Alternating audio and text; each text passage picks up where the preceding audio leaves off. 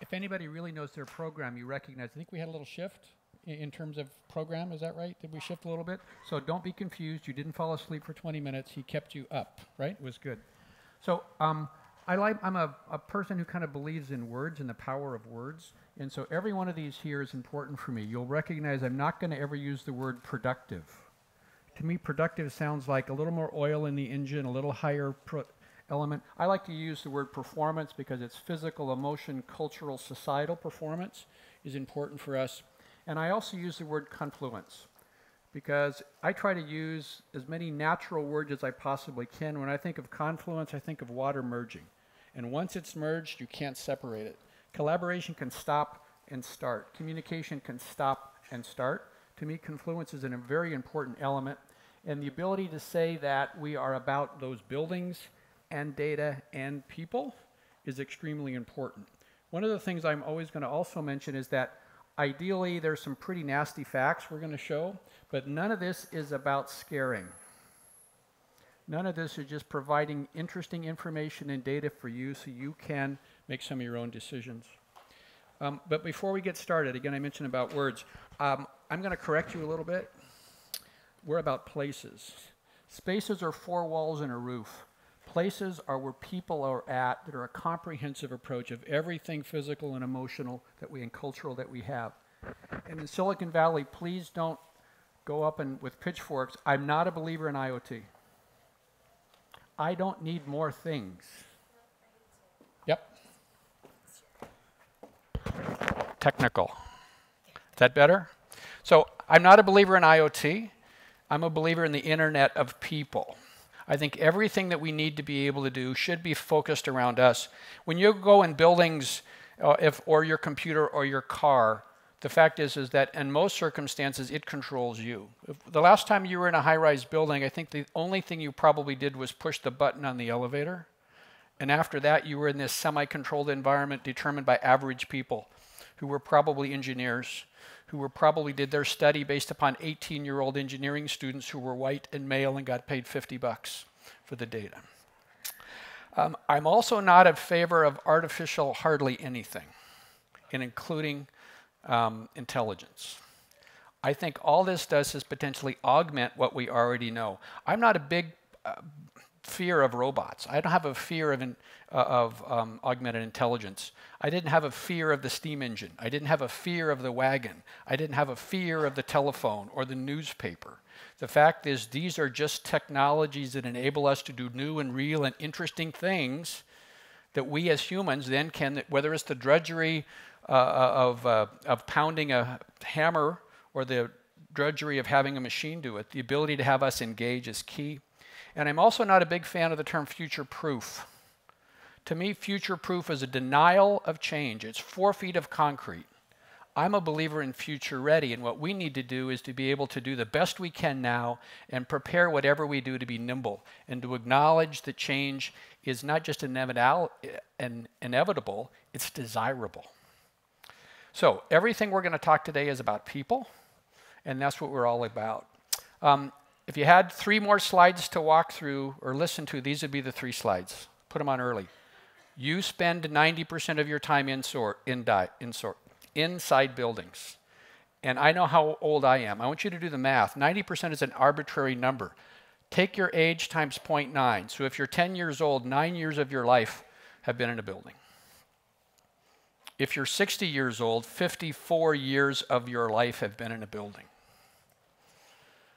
That's not an arbitrary number, and that number is growing.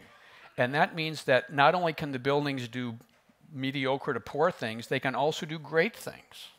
And the fact is that building now can actually be a platform. We don't need more things lined up. We just need to have those things that we already have that confluence. And this one may appear to be very economic in nature, but believe me, it's not. Where we spend our money is where it's important.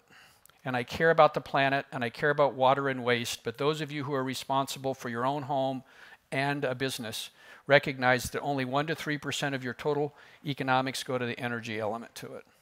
8 to 10 go to the real estate element to it, and 85 to 90% are about the people in the space, whether that's Google or whether that's your local public school. The fact is, we need to understand where our resources need to be placed. For if we improve the performance of those people in those spaces, we could probably make every home net zero energy, simply by understanding that it's a collaborative effect. It's the confluence as opposed to this divisional of sub-optimization. And this one is really important, because if we spend a lot of money in buildings, and if we are in buildings a lot, but they don't have any effect on us, then it really doesn't matter. But this three numbers, 10% of your health is determined by your genetics. 20% of your health will be determined by the healthcare system / sick care system, which is really what it is. I'm not denying that, that's a problem. But 70% of your overall physical, emotional, cultural health are determined by those places where you live, the choices that you make, and the people you surround yourself with. That means that 90% of the time has a huge opportunity, whether that's at work, at sleep, or at play. I also like to be able to say, who does this affect? I can't find one portion of the population across the globe where health and well-being is not a critical element of what they do. Whether that's to attract great talent, if you're a Silicon Valley firm, whether it's to attract a tenant, whether it's to attract health and well-being, whether it's to retain and add value to the population of the people you have as a company, is key. Maybe it reduces sick days. That's fine with me. I'm always about reducing the negative. What about the positive? What about that new patent? What about that new idea? What about that nurse who just doesn't give the wrong prescription, but she notices something about the patient in the room because we've improved the physical and emotional and biological environment which she's tuned to be in? Remember, we've been around about 160,000 years, and we've effectively been in buildings about the last 200. Now, we're pretty resilient, but I don't think there's anything or anyone would deny that we need to start putting Mother Nature back in our buildings. If we are that tuned element, energy, water, and waste, and acoustics, if what we heard, the music we heard earlier, I had a doctor at Mayo tell me, Phil, your ears are for three things: to find food, keep from being eaten, and also recognize what's pleasurable, whether that's procreation or whether that's enjoying great music. Editing out, your brain doesn't know what to do with those three sounds. So how can we in the workplace make those the most positive elements we can? And the same with light. So all we really did in our work was bring three elements that already existed together. So the rest of what you hear, nothing is new. It's the word discovery. All we did was uncover what was already there. That's what discovery is, right? To the covery, which means take the veil off. So this is the merger of health science, building science, and business. Now, I didn't say medical science, I said health science, because it's about physical and mental and spiritual. And when I talk about building science, it's not necessarily always about four walls and a roof. And when I talk about business, it's also about how businesses care for their people, not just the quarterly returns. So what we basically did as a company is we got some of the best medical institutions in the world together and didn't do one new research paper.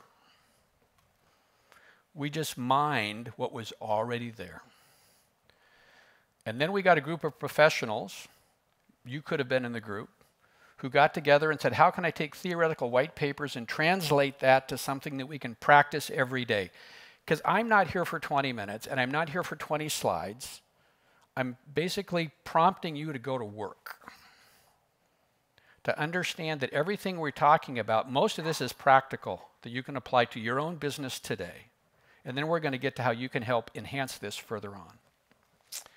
It's very comprehensive: energy, water, nourishment, light, fitness, comfort, and yes, the part of the body above the head, the mind. Right? The ability to recognize we care about the quality of the air and the quantity of the air. What about the nutrition we put into our bodies? What about that physical activity? You know, most of the time when you're spending 90% of your time in a building, you're probably spending 90% of your body on your butt. Okay? That's not how we were designed to be as humans and individuals. So how can we expect this finely tuned machine? Now, do you recognize that you actually think better when you have mild physical activity? Does that surprise anybody? The blood flow would help you think, right? Okay, very interesting things. Well, the other part about it is it's not just stuff. It's not just asking your architect and your engineer and your IT person to put it together. Buildings don't get better over time. We don't get better over time. So it's about the operational elements as much as it is anything else. And it's about those behavioral elements or the culture that we instill in the workplaces that we provide. Now, this may be new to you, but it's not new to the industry. This got started, about 9 years ago. And we came out with a standard about 4 years ago, which is a free public downloadable standard called the Well Building Standard that will let you do this to any operational side of it, a community or an individual building. If you want to move ahead with a certification, that's fine. But the fact is that we thought it was important to let you think about the spaces that you're in, the places that you're in have a profound effect on your overall health, and it's available as a free download. At the same time, we're not about fighting for the space with the green, and we collaborate globally. And part of the reason of our success is that we use those local organizations that are already here. It's not about creating new organizations. It's about using those resources that already exist. And we've been mildly successful. We're in about 1,000 different projects in about 38 different countries and a couple of 100 million square feet. And it's not a billion, but that's about 1.5 million people who are now working in better environments because they read the book and they applied it. And one of the other things that we do in this standard is we test at the end of the day. We test for air quality, water quality. We look at the nutritional elements. We look at all those acoustics and light that you're providing in the space. You know, the fact that the light I'm receiving now has nothing to do like the light the sun would give me. And yet the light I am experiencing today will determine my cognitive skills, my sleep, my digestion, and my hormonal production. Why wouldn't it? That's how we lived our lives for 160,000 years, giving what Mother Nature gave us.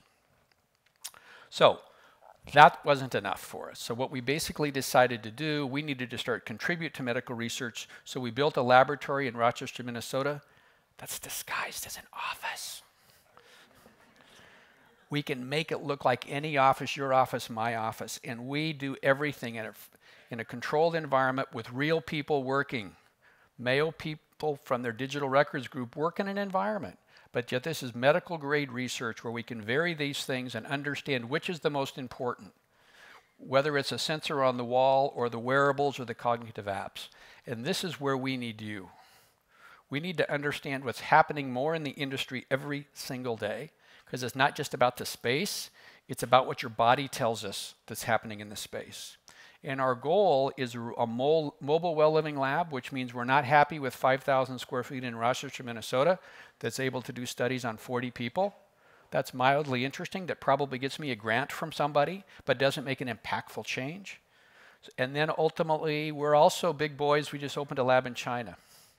The ability to say this is a global issue, recognizing that there is more biological difference between the men and the women in this room than the men in Shanghai. Okay? The fact is, biologically speaking, we are extremely consistent. Our DNA might change small, but our lung capacity, our heart capacity is individual, but not unique. So what we're really trying to do is to understand from a data perspective all of the data that exists. We do not want to be a technology company. We do not want to be about sensors. We want you to be about sensors. We don't want to be about apps. We want you to be about apps. We want to be in the data analytics business. We want to be able to take this myriad of information that's being gathered from various sources, billions, if not trillions of points of information, apply augmented intelligence on some of the world's best buildings, the rocket ship buildings of this world, so that we can take those algorithms and apply them broadly where it isn't about the rocket ship building, where we can do things from public schools to corporate institutions to hospitals and to healthcare.